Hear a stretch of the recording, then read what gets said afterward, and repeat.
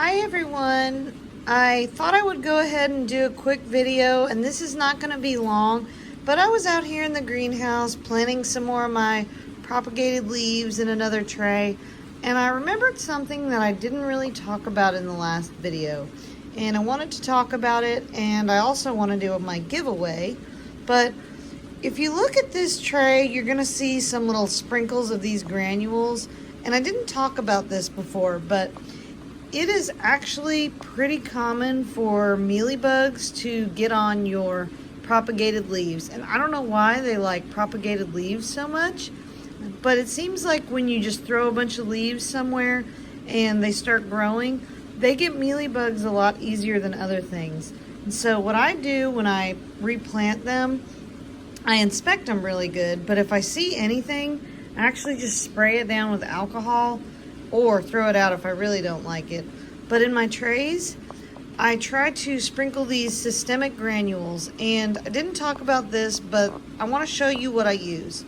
So this is a giant container of the stuff I use. It's by Bonide, and you can put this in your regular plants, but what it is basically a systemic insect control, and when you put the granules in there and then you water the plant, it will the plant takes it up and then it goes into the leaves. So then anything that tries to eat the leaves or the roots, it's gonna die.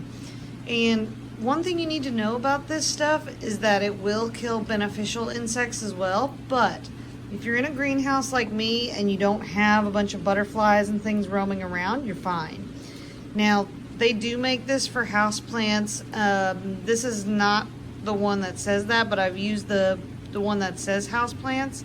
So anyway, it's kind of all the same thing. But what I try to do when I throw leaves in a container is sprinkle everything with this stuff. And there is a ratio, but when it comes to these tiny little 1 by 1 inch squares, I just sprinkle it all over the top. Now, it's not going to get activated until I water these guys for the first time. And if you remember from my last video, sometimes I don't put them in here and they're completely dry. I will rip them off the mother leaf so the mother leaf is still wet, and then I bury the mother leaf usually. I think I have one where the mother leaf is sticking out, but of course now I can't find it.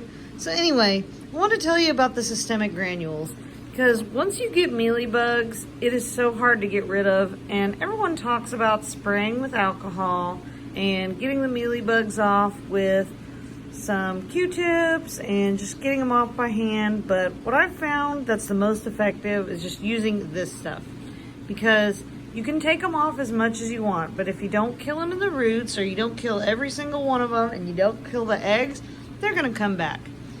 And when you deal with as many plants as I do in the greenhouse, you can't really afford to have a mealybug infestation. So I didn't mention this before, but I wanted to mention it this time because they are so prevalent among propagated leaves.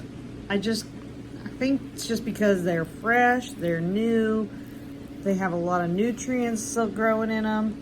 So it's easy to find them. So you might have a whole tray full of leaves that are propagating, and then you look at them and then they have mealybugs.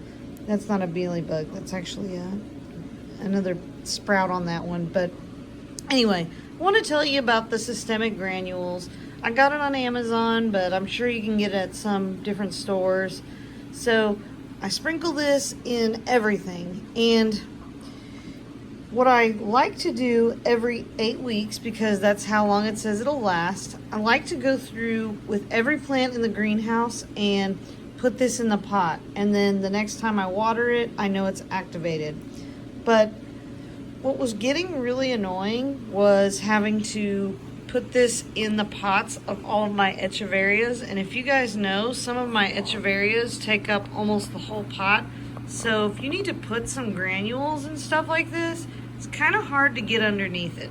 So what I'm gonna do is show you a clip of something I made earlier.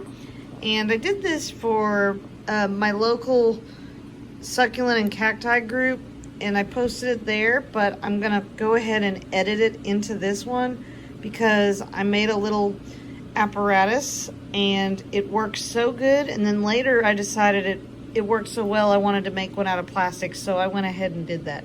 So I'm gonna go ahead and show you that video, or I'm just gonna edit it in. And then at the very end of that, right after that, I'm gonna go ahead and do the giveaway. And so whoever wins the giveaway can contact me on YouTube, or if you're in one of my Facebook groups, you can contact me on there, and you can tell me if you want one of my Echeveria Monroe, or yeah, Orange Monroes or Echeveria Rainbows. And just to show you one other thing, if you guys remember the plants that I beheaded, I want to show you guys those real quick. So I have two of those right over here, and look, this is that really cute one that was blue with the bumps, and it's making a baby, and it's actually pretty big, so I've just been watering it like normal. I only have one out of this one, and this is one of the Jennifers, and they're getting bigger too.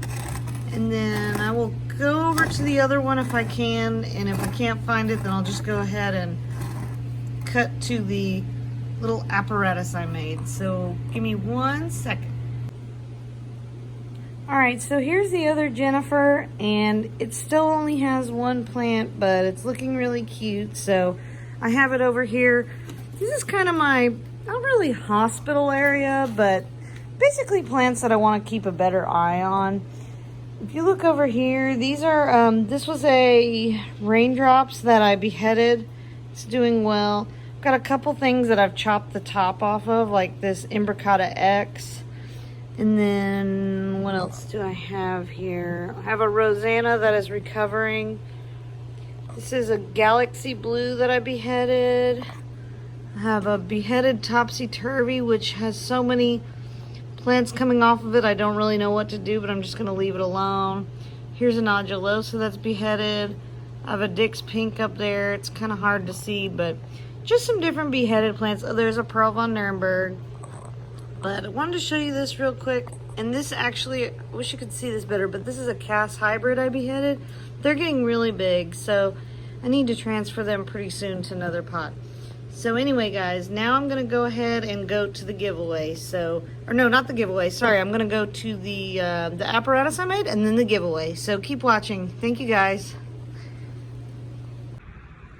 Okay, guys, I was trying to find a way to get this systemic granules underneath succulents that are kind of hard to reach under.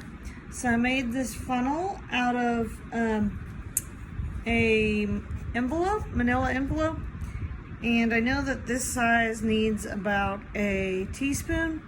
So I'm going to hold it sideways. I've got my teaspoon right here, and I'm going to put it in, but I just take my time shaking it in like this. So now you can just go under your plants and shake in a little and go all the way around.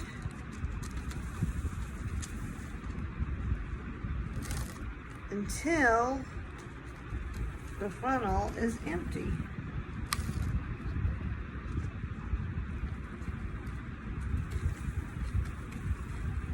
And yes, I did just come up with this. So, for all you people that were trying to come up with a solution for this, you're welcome.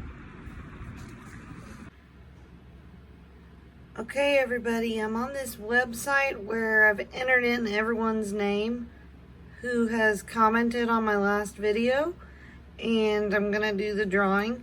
So it says to just go down here and hit start, and we're gonna find out our winner.